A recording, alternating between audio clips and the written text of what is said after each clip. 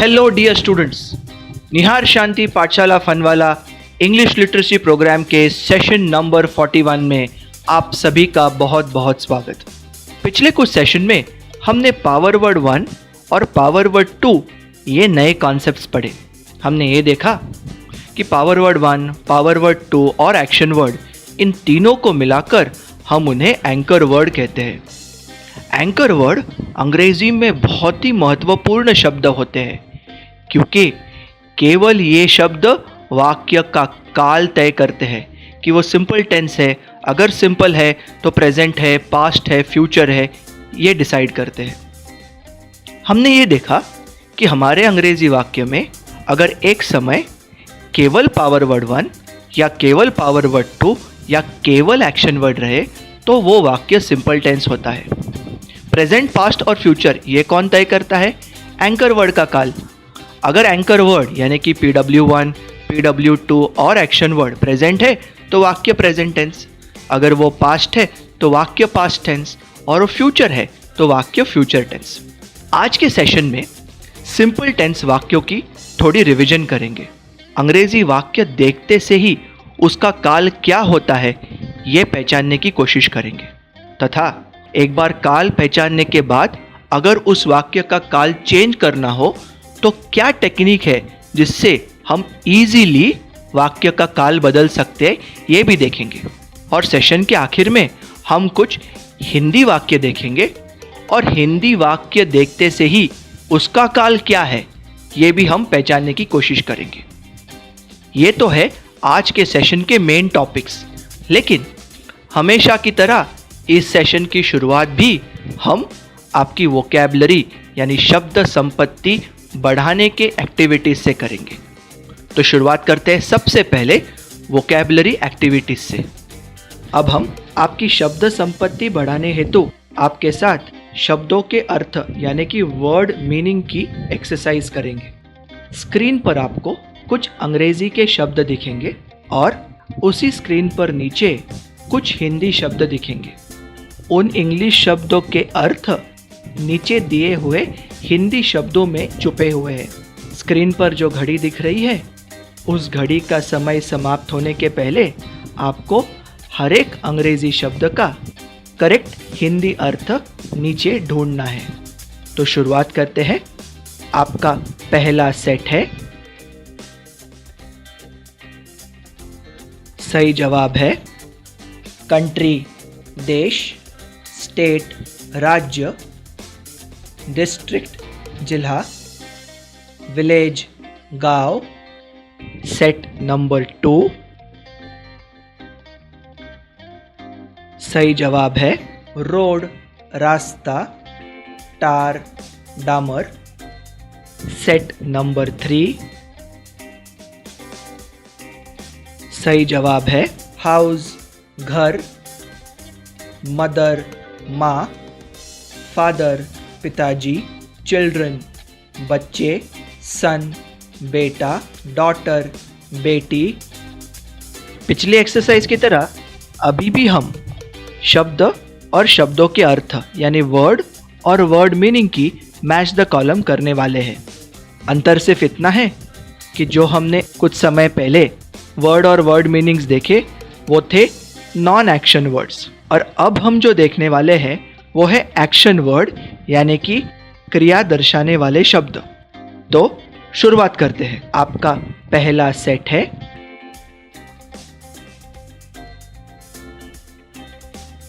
उत्तर है आंसर जवाब देना, आस्क पूछना, ब्लेस आशीर्वाद देना, कैरी ढोना या ले जाना। सेट नंबर 2,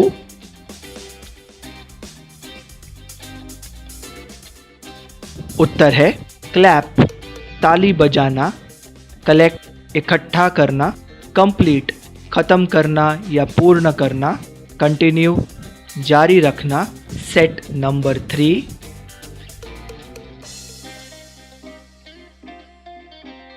उत्तर है कॉपी नकल करना या नकल उतारना, बिगिन शुरुआत करना, बेंड मोड़ना, ब्रेक तोड़ना। स्टूडेंट्स, पिछले कुछ मिनटों में हमने सारे के सारे प्रोनाउंस यानी कि कुल मिलाकर 21 प्रोनाउंस की रिवीजन की। उसके अलावा आपने मुझे लगभग 52 इंग्लिश वर्ड्स के हिंदी अर्थ बताए। और इसके बाद हम थोड़ा और आगे बढ़ते हैं एक ऐसे महत्वपूर्ण कॉन्सेप्ट के रिवीजन की ओर जिस कॉन्सेप्ट का नाम है प्रेपोजिशंस। कैसे करेंगे? Same, match the column. आपके सामने स्क्रीन पर एक एक करके कुछ सेट ऑफ वर्ड्स आएंगे। लेफ्ट हैंड साइड में इंग्लिश, राइट हैंड साइड में हिंदी। आपको इंग्लिश शब्दों का सही हिंदी अर्थ चुनना है। घड़ी का समय समाप्त होने के बाद हम आपको सही जवाब देंगे और उसके बाद हर प्रेपोजिशन का सही अर्थ भी बताएंगे। तो शुरुआत करते हैं प्रेपोजिशंस की एक्सरसाइज के साथ। आपका पहला सेट है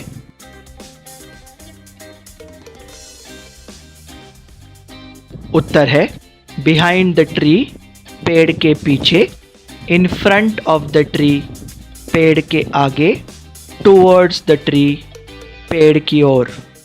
प्रेपोजिशंस के अर्थ बने बिहाइंड के पीछे, इन फ्रंट ऑफ के आगे, टूवर्ड्स की ओर। सेट नंबर 2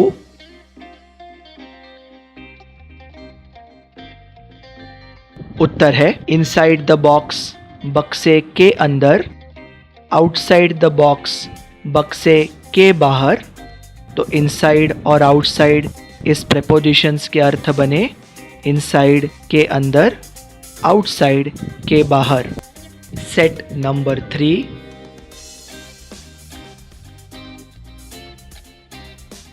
उत्तर है अबाउट द कबर्ड, अलमारी के ऊपर, अंडर द कबर्ड, अलमारी के नीचे, ओवर द कबर्ड, अलमारी के ऊपर से।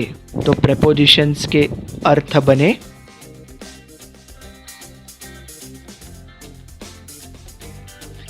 New exercise, identify the tense of the English sentence, यानी अंग्रेजी वाक्य का काल पहचानो। बच्चों, अभी आपकी स्क्रीन पर आपको अंग्रेजी वाक्य दिखेगा। आपको वो वाक्य देखना है और फट से पहचानना है कि इस वाक्य का टेंस यानी कि काल क्या है। वाक्य कितना भी बड़ा हो, हमें डरना नहीं है, क्योंकि हम ये जानते हैं कि वाक्य का काल तय करने की ताकत केवल और केवल एंकर वर्ड में होती है। और एंकर वर्ड PW1 या PW2 या फिर एक्शन वर्ड होता है। तो फिर हमें क्या करना है? वाक्य को ध्यान से पढ़ना है और सिर्फ ये देखना है कि अगर उसमें एंकर वर्ड है तो वो कौन सा एंकर वर्ड है। तो शुरुआत करते हैं इस एक्सरसाइज से जिसका नाम है identify the tense. First sentence, we will not have any classes for the next 7 days। इस एक्टिविटी के लिए हमें वाक्य का अर्थ पहचानने की कोशिश भी नहीं करनी है। वाक्य को ध्यान से देखना है और इस वाक्य में एंकर वर्ड है या नहीं ये ढूंढना है। अगर ध्यान से देखो तो इसमें मुझे विल ये शब्द दिख रहा है। विल हमारा काम एकदम आसान कर देता है। विल ये बताता है कि ये वाक्य फ्यूचर टेंस में है। लेकिन अभी हमको ये देखना है कि इसमें पावर वर्ड 1 है या पावर वर्ड 2। नॉट कोई तकलीफ नहीं करता। नॉट सिर्फ वाक्य को नकारात्मक यानी नेगेटिव करता है। तो नॉट के आगे का वर्ड है हैव। हैव है पावर वर्ड 2। तो ये वाक्य पूरा है सिंपल फ्यूचर टेंस और इस वाक्य में है पावर वर्ड 2 विल हैव और नॉट होने के चलते ये वाक्य है negative. Next sentence, both my sons counted all these coins. वाक्य को ध्यान से देखना है और ये देखना है कि क्या इस वाक्य में विल है। विल नहीं है यानी ये फ्यूचर टेंस नहीं। फिर देखना है कि क्या इस वाक्य में पावर वर्ड 1 है। पावर वर्ड 1 कौन से होते हैं? इज, एम, आर, वॉज, वर और विल बी। पावर वर्ड 1 भी नहीं है तो क्या पावर वर्ड 2 है? हैज़, हैव, हैड और विल हैव। वो भी नहीं है। इसका मतलब इस वाक्य में केवल एक्शन वर्ड ही होना चाहिए। अगर मैं ध्यान से देखूं तो मुझे काउंटेड ये एक्शन वर्ड दिख रहा है। काउंट यानी गिनना। काउंटेड ये काउंट का भूतकाल है। इस वाक्य में एंकर वर्ड है एक्शन वर्ड जो कि है काउंट, और काउंट का भूतकाल उपयोग करने की वजह से ये वाक्य भी है भूतकाल यानी simple past tense. Next, all his books will be in that old cupboard. वाक्य देखते ही पहले काम करना है कि इस वाक्य का एंकर वर्ड ढूंढना है। शुरुआत करेंगे ये देखकर कि क्या वाक्य में विल है। बिल्कुल है, तो काम आसान हो गया। ये वाक्य फ्यूचर टेंस बन गया, भविष्य काल। अभी विल के आगे बी है या हैव है ये देखना है। बी है मतलब ये इस वाक्य में पावर वर्ड वन है, ये वाक्य फ्यूचर टेंस में है। मेरा पावर वर्ड वन है विल बी और वाक्य है simple future tense. Next sentence, 2020 was not a good year for anyone in this entire world। Not की उपस्थिति के कारण वाक्य नेगेटिव बन गया, लेकिन नॉट वाक्य का काल तय नहीं कर सकता। अगर हम ध्यान से देखें तो इसमें पावर वर्ड वन है। कौन सा पावर वर्ड वन है? वॉज। वॉज पास्ट टेंस होने के चलते इस वाक्य का काल भी सिंपल पास्ट टेंस है। तो इस वाक्य में पावर वर्ड वन है वॉज और इस वाक्य का काल है simple past tense. Next, every student from my class was younger than me. ध्यान से देखना है, क्या इस वाक्य में विल है? नहीं, तो ये वाक्य फ्यूचर टेंस नहीं, तो ये प्रेजेंट होगा या पास्ट। तो देखिए कि इसमें पावर वर्ड वन है क्या? हाँ, मुझे वॉज दिख रहा है। वॉज तो एक पावर वर्ड वन है ना, और वॉज पास्ट टेंस में होने के चलते इस पूर्ण वाक्य का काल है सिंपल पास्ट टेंस। तो इस वाक्य में हमारा एंकर वर्ड है वॉज जो कि है पावर वर्ड वन, और क्योंकि वॉज पास्ट टेंस में है इसीलिए ये पूर्ण वाक्य बन गया सिंपल पास्ट टेंस। एक आखिरी वाक्य लेते हैं, crocodile Yeats other small animals. ध्यान से देखिए, इसमें विल तो नहीं है, मतलब ये वाक्य फ्यूचर टेंस नहीं है, प्रेजेंट है या पास्ट। ये हम कैसे तय करेंगे? पावर वर्ड वन या पावर वर्ड टू या एक्शन वर्ड ढूंढ के। पावर वर्ड वन है इज, एम, आर, वॉज, वर और विल बी। क्या इस वाक्य में वो है? नहीं है। पावर वर्ड टू है हैज, हैव, हैड और विल हैव। क्या इस वाक्य में पावर वर्ड टू है? वो भी नहीं है। मतलब इस वाक्य में एक्शन वर्ड का होना अनिवार्य है। ध्यान से देखने पर आपको एक एक्शन वर्ड दिख रहा है, ईट्स। ईट यानी खाना। ईट्स क्यों रखा है? क्योंकि क्रोकोडाइल, क्रोकोडाइल यानी प्राणी, यानी इट, और इट के साथ जाने वाला शब्द हमेशा एस से समाप्त होता है। ईट्स ये प्रेजेंट टेंस का शब्द होने के चलते ये संपूर्ण वाक्य का काल है सिंपल प्रेजेंट टेंस। तो स्टूडेंट्स, आपने देखा कि वाक्य का काल तय करने की ताकत केवल और केवल एंकर वर्ड में है। एंकर वर्ड तीन प्रकार के हैं, पावर वर्ड वन या पावर वर्ड टू या action word. Power word one है is, am, are, was, were, will be. Power word two है has, have, had, will have. और एक्शन वर्ड तो हजारों की तादाद में है, बहुत बड़ी संख्या में है। ईट, स्लीप, ड्रिंक, डांस, सिंग, स्टडी, लर्न, टीच, इतने सारे शब्द हैं। तो बच्चों, अगर आपकी शब्द संपत्ति पर्याप्त नहीं है तो क्या आप वाक्य देख के उस वाक्य का एक्शन वर्ड पहचान पाएंगे? और अगर आप एक्शन वर्ड पहचान ही नहीं पाए तो क्या आप उस वाक्य का काल पहचान पाएंगे? नहीं ना।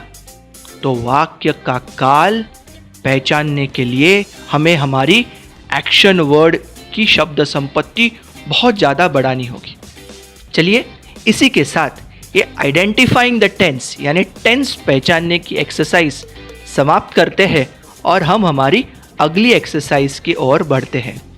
हमारी अगली एक्सरसाइज का नाम है change the tense of the sentence two. मतलब थोड़े समय पहले हमने क्या किया? अंग्रेजी वाक्य का काल पहचाना। अब मैं आपको वही अंग्रेजी वाक्य स्क्रीन पे दिखाने वाला हूं और उस वाक्य का आपको टेंस भी बताने वाला हूं। वो तो हमने अभी किया ना।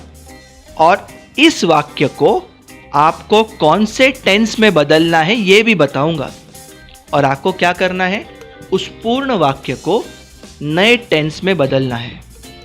तो शुरुआत करते हैं। मेरा पहला वाक्य है, we will not have any classes for the next 7 days। इस वाक्य का काल फ्यूचर टेंस है। आपको इस वाक्य को बदलना है प्रेजेंट टेंस में। ध्यान रखिए, वाक्य नेगेटिव है, उसको नेगेटिव बनाए रखना है। सबसे पहले मैं जानता हूं कि वाक्य का काल तय करने की ताकत केवल एंकर वर्ड में होती है, तो काल बदलने की ताकत भी एंकर वर्ड में ही होगी। मुझे बाकी किसी शब्दों पर ध्यान नहीं देना है, सिर्फ एंकर वर्ड पर ध्यान देना है। फ्यूचर निकालने के लिए सबसे पहले मैं विल को निकाल दूंगा। अभी ये पावर वर्ड टू वाला नेगेटिव सेंटेंस है। Power word two negative sentence present tense में हम जानते हैं कि नॉट के पहले डू आता है या फिर डज। यहाँ पे वाक्य की शुरुआत वी से हो रही है। प्रोनाउंस टेबल में हम वी के आगे जब देखते हैं तब हमें पता होता है कि वी के बाद कभी भी एस से समाप्त होने वाला शब्द नहीं आएगा। तो मैं विल को हटा के डाल दूंगा डू, तो मेरा सेंटेंस बन गया, we do not have any classes for the next 7 days।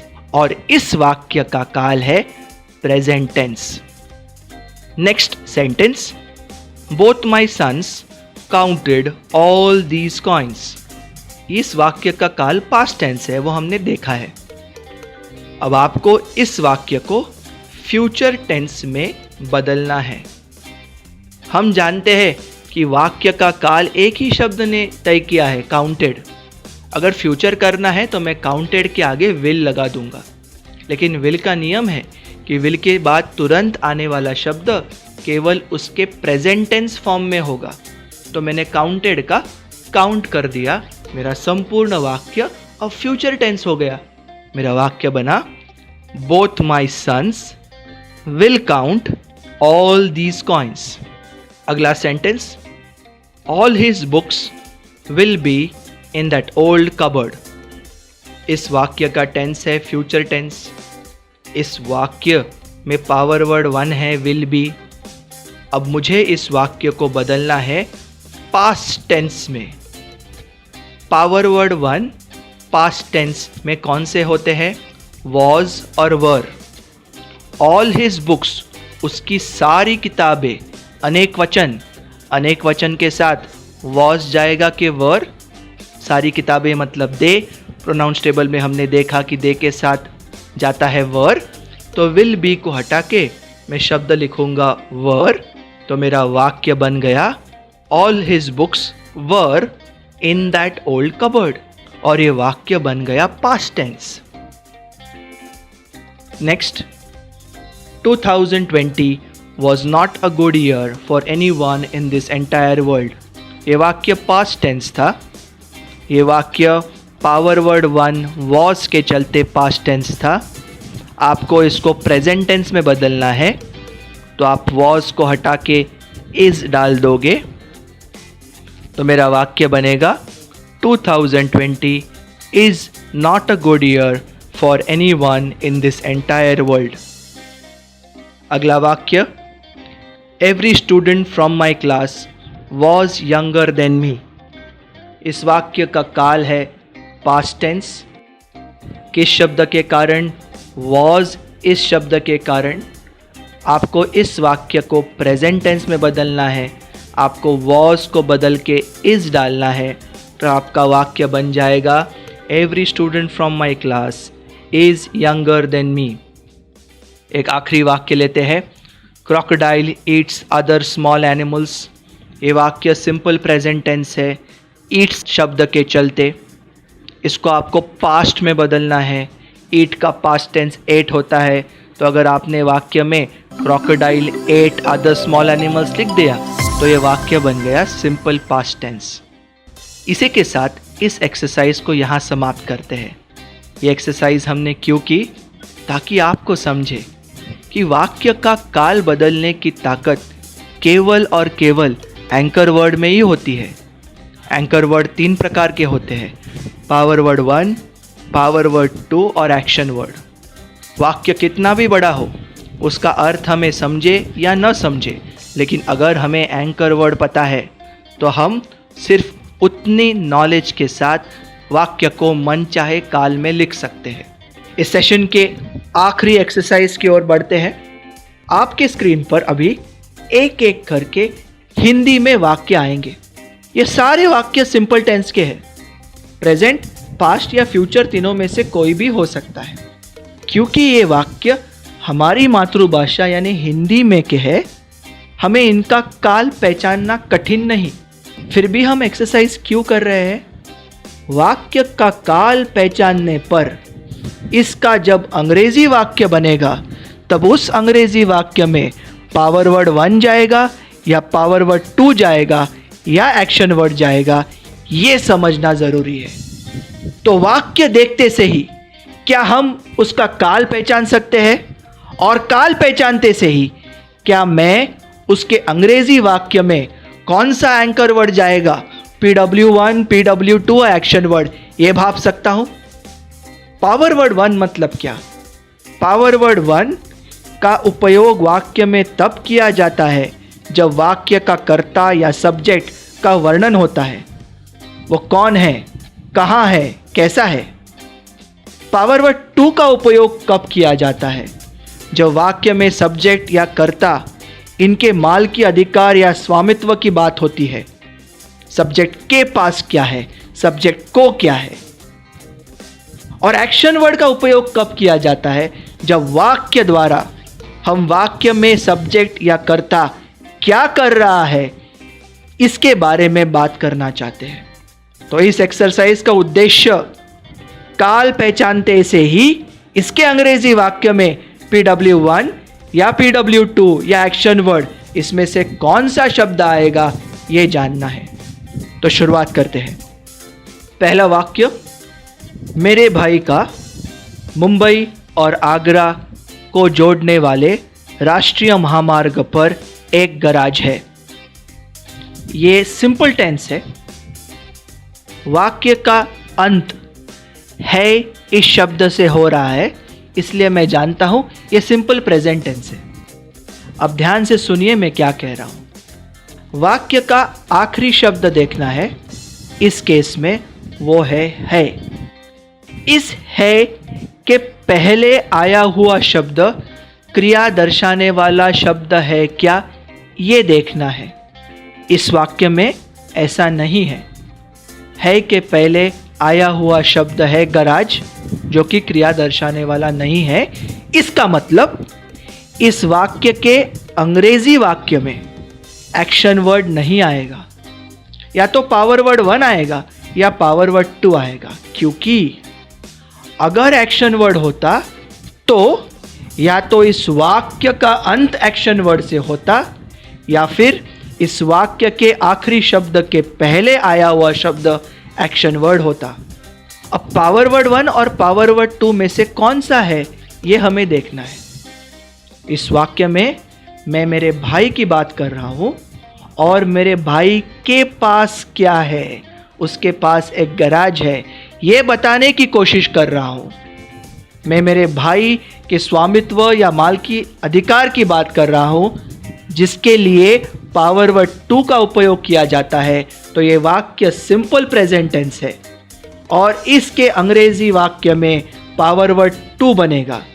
Power word 2 present tense में होता है हैज़ और हैव। मेरा भाई एक वचन ही, प्रोनाउंस टेबल में ही के साथ जाने वाला शब्द होता है हैज़। तो मेरे अंग्रेजी वाक्य में पावर वर्ड 2 होगा हैज़। अगला वाक्य, मेरा बेटा एक बहुत होशियार विद्यार्थी था। लास्ट वर्ड था। इस था के पहले जो शब्द आया है, क्या वो क्रिया दर्शाने वाला है? जी नहीं। मेरा बेटा एक बहुत ही होशियार विद्यार्थी था। विद्यार्थी क्रिया दर्शाने वाला शब्द नहीं है। इसका मतलब इस वाक्य में एक्शन वर्ड नहीं है, क्योंकि अगर एक्शन वर्ड होता तो वाक्य का आखिर का शब्द एक्शन वर्ड होता या फिर आखिरी शब्द के पहले आया हुआ शब्द एक्शन वर्ड होता। पावर वर्ड 1 या फिर पावर वर्ड 2 इस वाक्य में मैं मेरे बेटे का वर्णन कर रहा हूं कि वो कैसा था, वो बहुत होशियार था। वर्णन करने के लिए पावर वर्ड 1 का उपयोग किया जाता है। था यानी है सिंपल पास्ट टेंस है। सिंपल पास्ट के पावर वर्ड 1 होते हैं वॉज और वर। माई सन, मेरा बेटा, एक वचन ही के साथ जाएगा वॉज, इसलिए अंग्रेजी वाक्य में बनेगा he was, my sun was. अगला वाक्य, मैं कल वो पत्र लिखूंगा। क्या इस वाक्य का आखिरी शब्द क्रिया दर्शाने वाला है? जी हाँ, लिखूंगा ये लिखना का भविष्य काल है। ये वाक्य सिंपल फ्यूचर टेंस है और इस वाक्य के अंग्रेजी अनुवाद में ना पावर वर्ड 1 आएगा ना पावर वर्ड 2 आएगा, आएगा एक्शन वर्ड। लिखना, राइट, लिखूंगा, विल राइट, तो अंग्रेजी वाक्य में आएगा विल राइट। नेक्स्ट सेंटेंस, सारे कमरों में झाड़ू लगाने के लिए कोने में एक झाड़ू था। इस वाक्य का आखिरी शब्द है था। आप सब जानते हैं कि ये सारे वाक्य सिंपल टेंस के हैं। था भूतकाल, तो ये वाक्य सिंपल पास्ट है, लेकिन हमारा मकसद कुछ और है। जब इस हिंदी वाक्य का हम अंग्रेजी बनाएंगे तो वहाँ पे PW1, PW2 या एक्शन वर्ड, इसमें से कौन सा एंकर वर्ड आएगा ये हमें ढूंढना है। वाक्य का आखिरी शब्द या आखिरी शब्द के पहले का शब्द क्रिया दर्शाने वाला न होने के चलते इस वाक्य में एक्शन वर्ड नहीं है। इस वाक्य में या तो पावर वर्ड 1 है या तो पावर वर्ड 2। यहाँ पर मैं झाड़ू की बात कर रहा हूँ और वो झाड़ू कहाँ है इसका वर्णन कर रहा हूँ, एक कोने में है। वर्णन करने के लिए जिस शब्द का उपयोग किया जाता है वो है पावर वर्ड 1। ये वाक्य भूतकाल का है। झाड़ू यानी इट के साथ एस वाला पावर वर्ड 1 जाएगा, इसलिए वॉज। इसलिए जब इसका अंग्रेजी वाक्य बनेगा तब उसमें वॉज ये पावर वर्ड 1 होगा। अगला वाक्य, मेरी माँ प्रत्येक रात को प्रार्थना करने के लिए मुझे कहती है। क्या इस वाक्य का आखिरी शब्द क्रिया दर्शाने वाला शब्द है? नहीं। क्या आखिरी शब्द के पहले आया हुआ शब्द क्रिया दर्शाने वाला है? जी हाँ है, कहती। तो ये वाक्य जब अंग्रेजी बनेगा तब उसमें एक्शन वर्ड आएगा। वाक्य के आखिर में है आया है, इसके लिए सिंपल प्रेजेंट टेंस है, किंतु जब इसका अंग्रेजी वाक्य बनेगा तब उस सिंपल प्रेजेंट टेंस के वाक्य में एक्शन वर्ड होगा कहना, मतलब टेल। मेरी माँ एक वचन, प्रोनाउंस टेबल पे शी के साथ प्रेजेंट टेंस में जाएगा, टेल के साथ एस, तो शब्द बनेगा टेल्स। एक आखिरी वाक्य देखते हैं, मेरा बेटा स्कूल की क्रिकेट टीम में नहीं है। सिंपल प्रेजेंट टेंस, क्यों? ये मेरी हिंदी में बनाया हुआ वाक्य है, मैं अपनी हिंदी जानता हूँ, ये वर्तमान काल का वाक्य है, सिर्फ नकारात्मक है। आखिरी शब्द है, इस आखिरी शब्द के पहले आया हुआ शब्द नहीं और उसके पहले क्रिया दर्शाने वाला कोई शब्द नहीं, इसलिए इस वाक्य में एक्शन वर्ड नहीं है। इस वाक्य में या तो पावर वर्ड 1 है या पावर वर्ड 2 है। मैं इस वाक्य द्वारा मेरे बेटे के पास क्या है ये नहीं बताने की कोशिश कर रहा हूँ, मैं मेरे बेटे का वर्णन कर रहा हूँ कि वो स्कूल की क्रिकेट टीम में नहीं है। वर्णन करने के लिए पावर वर्ड 1 का उपयोग किया जाता है। ये प्रेजेंट टेंस है, इसलिए इज एम आर, मेरा बेटा एक वचन, पुरुष, ही के साथ इज जाएगा और नेगेटिव है इसलिए इसके बाद नॉट आएगा। तो इसका जब अंग्रेजी वाक्य बनेगा उसमें इज नॉट साथ में आएंगे। तो इस एक्सरसाइज द्वारा स्टूडेंट्स हम आपको ये हेल्प करवाने की कोशिश कर रहे हैं कि हिंदी वाक्य देखते से ही अगर मुझे समझ जाए कि इसमें PW1, PW2 एक्शन वर्ड आने वाला है तो मेरा जब अंग्रेजी वाक्य बनेगा वो सही बनेगा।